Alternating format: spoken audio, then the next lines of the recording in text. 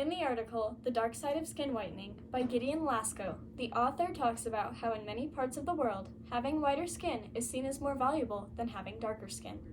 The article also goes into detail about the effects of skin whitening, which are economic costs, health risks, ideas of white supremacy being perpetuated, and how already oppressed populations are becoming even more vulnerable due to skin whitening.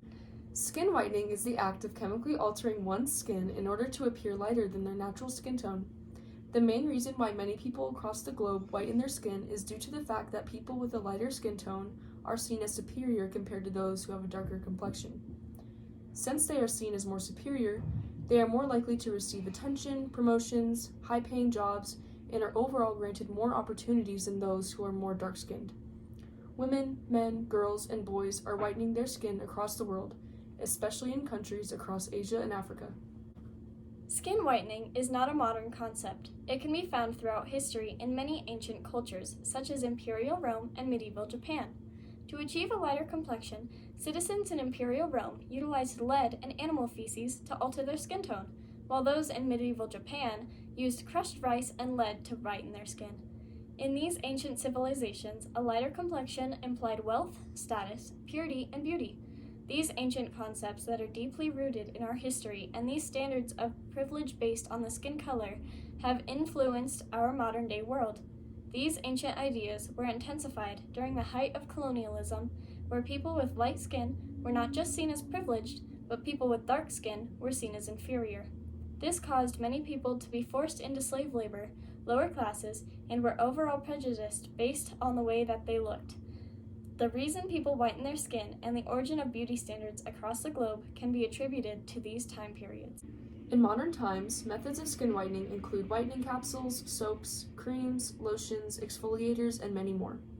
These products are accessible at shopping malls, cosmetic shops, online retailers, and even in official places of medical practice.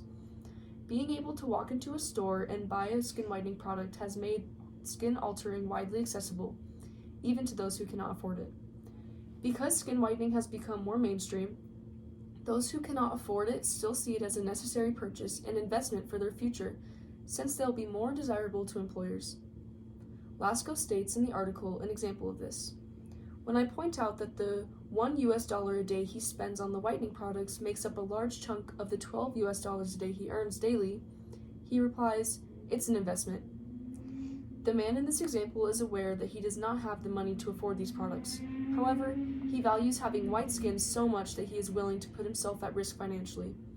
Not only is skin whitening financially burdening people, it has serious implications on people's health. Other than the obvious risk of damaging your skin, certain chemicals found in skin whitening products can damage your organs, for example, your kidneys. Many of the ingredients in these products have been flagged for safety reasons, but people still choose to use them. Beyond surface-level risks, the idea of skin whitening perpetuates deep-rooted white supremacy and ethnocentrism. Ethnocentric ideas have been so normalized in these countries that most people don't even realize that they're feeding into white supremacy. These unfair standards make already marginalized groups more vulnerable. People who are already at risk due to their gender, class, economic status, or ethnicity are given yet another thing that puts them at a disadvantage, that thing being their skin color. In the countries that practice skin whitening, those with lighter skin are seen as more capable, attractive, and overall superior to those with darker skin. The detrimental way people in these countries view those with darker skin can be seen not just in everyday life, but in the media as well. For instance, the 2023 Disney film, The Little Mermaid, starred Halle Bailey, who is African American. In China, a country that practices skin whitening, this movie received backlash because of the casting of an actor with a darker complexion. A Chinese media outlet stated that the controversy surrounding Disney's forced inclusion of minorities in classic films is not about racism, but its lazy and irresponsible storytelling strategy. Ethnocentrism is so embedded in their culture that they see casting someone with dark skin as forced inclusion of minorities. This statement implies that casting people with light skin is the standard, and that casting a darker-skinned person is forced and unnatural. Not only did Chinese media outlets display the inherent racism, but the box office of The Little Mermaid reflects this as well. The movie grossed a mere $3.6 million in its first 10 days of release in China, by far the worst showing among Disney's live-action adaptations. Evidently, we can see that in countries such as China who practice skin whitening, their cultures and ideas have a negative effect on the way that they view those with darker skin. In the article, the use of anecdotal evidence strengthened the author's arguments. The author outlined people's first-hand experience with skin whitening. For example, Lasco shows how a pediatric surgeon in Manila told me about the relatively affluent parents of a 1-year-old baby who came to his clinic and greeted him with this question. "Look, doctor, don't you notice how whiter our baby is?" It turned out that the baby underwent an infusion of intravenous glutathione so that he would look cuter and more presentable. Rather than just simply telling readers that people are affected by skin whitening, he gives a story that shows the very real consequences of skin whitening. This example shows how important skin whitening is to these people, to the point that they are willing to chemically alter their baby's skin just for aesthetic purposes. One of the weaknesses in this article is that there is a lack of statistical data about the countries he describes in the article.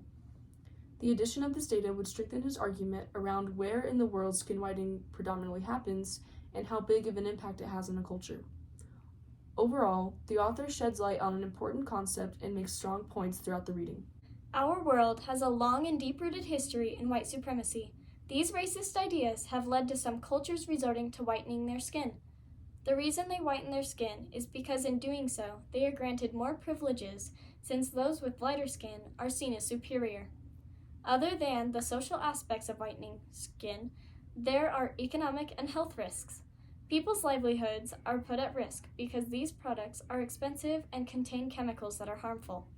From this article, it can be seen that skin whitening is destructive, socially, economically, and physically.